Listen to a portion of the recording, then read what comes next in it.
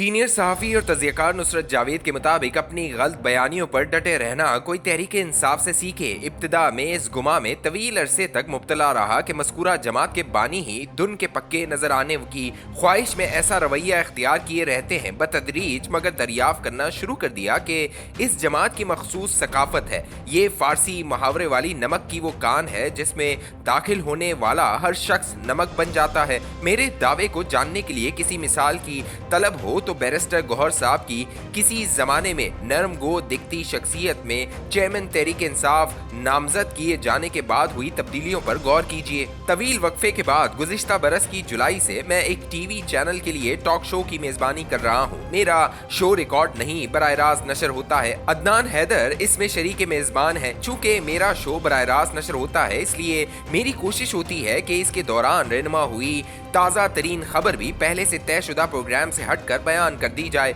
मंगल की शाम भी ऐसे ही हुआ। हमारे शो के 2 हिस्से मुकम्मल हो गए तो वक्फे के दौरान मैं खबर की तलाश में अपने मोबाइल पर आए पैगामात टटोलने में महव रहा।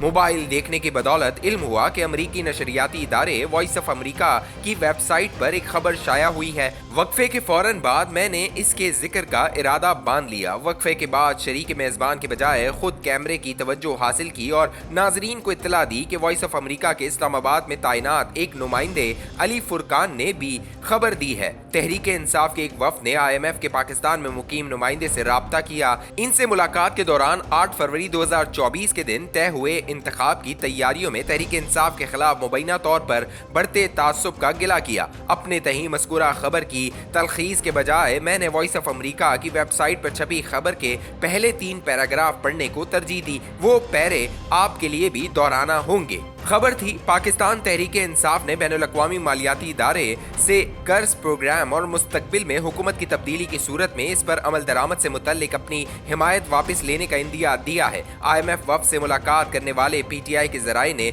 वॉइस ऑफ अमरीका को बताया IMF प्रोग्राम के लिए ताउन की यकीन दहानी वाज़े तौर पर साफ शफाफ इंतखाबात से मशरूत थी जो कि अब दिखाई नहीं देते। लिहाजा वो IMF प्रोग्राम के लिए अपनी हिमायत वापस ले रहे हैं। इस जमन में PTI के चेयरमैन बैरिस्टर गौहर अली खान की सरबराही में वफ्द ने IMF के नुमाइंदों से मुलाकात करके शफाफ इंतखाबात से मुतल्लिक अपने तहफ़्फ़ुज़ात से आगाह किया। ये पहरे पढ़ देने के बाद मैंने इंतहाई दयानतदारी से महज इस ख्वाहिश का इज़हार किया कि काश तहरीक इंसाफ के वफ्द ने IMF के नुमाइंदे से मुलाकात न की होती। आलमी मईशत के निगहबान इदारे ने पाकिस्तान को $3 अरब की इमदादी रकम फराम करने का वादा कर रखा है। पहली किस्त हमें मौसूल हो चुकी है। दूसरी किस्त के इजरा की मंजूरी के लिए 11 जनवरी 2024 के रोज IMF के बोर्ड ऑफ डायरेक्टर का इजलास होगा। खुदा न ख्वास्ता अगर IMF ने दूसरी किस्त के इजरा से इनकार कर दिया तो तहरीक इंसाफ मुमकिना इनकार की जिम्मेदार शुमार होगी। IMF से दूसरी किस्त मुहैया न होने के सबब पाकिस्तानी मईशत को जो दचका लगेगा इसका दोष भी तहरीक इंसाफ के कांधों पर ही डाला जाएगा। वॉइस ऑफ अमरीका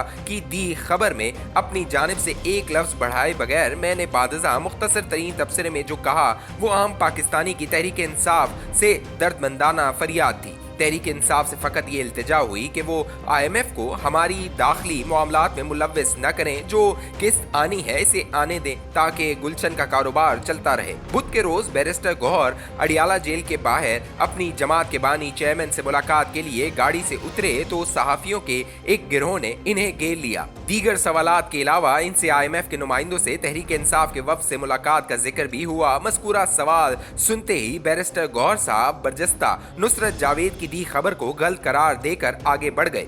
गौहर साहब की तरदीद वाली वीडियो क्लिप तहरीक इंसाफ के चाहने वालों ने मुझ लिफाफा सहाफ़ी की नफरत में सोशल मीडिया पर आंधी की तरह फैला दी। बुध की दोपहर मेरी इस पर निगाह पड़ी तो फ़कत अपने प्रोग्राम का मुतल्लिका क्लिप और वॉइस ऑफ अमरीका की वेबसाइट पर छपी खबर का लिंक सोशल मीडिया पर पोस्ट कर दिया। इन दोनों को पोस्ट करने का वाहिद मकसद ये था कि तहरीक इंसाफ के वफ्द की IMF के नुमाइंदों से मुलाकात की खबर नुसरत जावेद ने नहीं बल्कि वॉइस ऑफ अमरीका के अली फुरकान ने दी थी। इनकी दी खबर गलत غلط ہے تو تردید فرما دیں اور مجھے کونے میں بیٹھ کر دہی کھانے دیں۔ حقیقت کو تحریر اور ویڈیو صورت میں بیان کرنے کے بعد دل خوش فہم نے باور کر لیا کہ چیئرمین بیرسٹر گوہر علی خان صاحب اب نصرت جاوید کو مذکورہ خبر کی اشاعت اور نشر ہونے کا ذمہ دار نہیں ٹھہرائیں گے۔ گوہر صاحب مگر جیل سے نکلے تو دوبارہ اس بات پر ڈٹے رہے کہ نصرت جاوید کو مذکورہ خبر چھاپنے، جبکہ میں نے اس کا ذکر ٹی وی پر کیا تھا، سے قبل تحریک انصاف سے تصدیق حاصل کرنا چاہیے تھی۔ مجھے ایک بار پھر غلط بیانی کا ذمہ دار ٹھہرانے کے بعد انہوں نے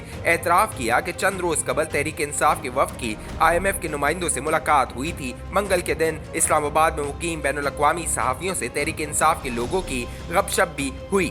آئی ایم ایف کے پروگرام کے حوالے سے تحریک انصاف کی مخالفت یا حمایت کے ضمن میں وہ آئیں بائیں شائیں سے کام چلاتے رہے۔ غور صاحب کی کہہ مکرنیاں ابھی جاری تھیں تو تحریک انصاف کے میڈیا سیل سے 3 صفحات پر مشتمل اڈیالہ جیل میں قید عمران خان صاحب سے منسوب ایک بیان جاری کر دیا گیا۔ جو بیان جاری ہوا وہ واضح طور پر آئی ایم ایف کو یاد دلاتا سنائی دیا کہ حکومت پاکستان نے آئی ایم ایف سے امدادی پیکج حاصل کرنے کے لیے صاف شفاف انتخاب کے انعقاد کا وعدہ کیا تھا۔ چونکہ مذکورہ وعدہ مبینہ طور پر نبھایا نہیں جا رہا، لہٰذا میں نے یہاں قلم اس لیے روک دیا ہے۔ مزید کچھ لکھوں گا تو ہفتے کے آخری 3 دن تحریک انصاف کی سپا ٹرول سے کوئی بھی خطا کیے بغیر خواہ مخواہ لان تان کی زد میں رہوں گا۔